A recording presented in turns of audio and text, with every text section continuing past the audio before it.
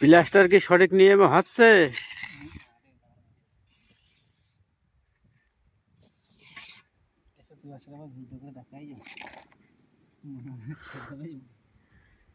Plaster কিরাম সঠিক নিয়মে হচ্ছে আপনারা দেখে একটু কমেন্ট করো, আর লাইক করতে আপনারা ভুলে না।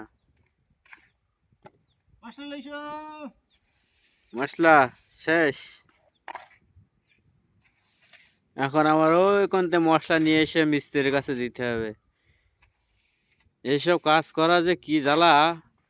কুকুরি পাথির আছে তা বলে মানুষের পাথির নেই।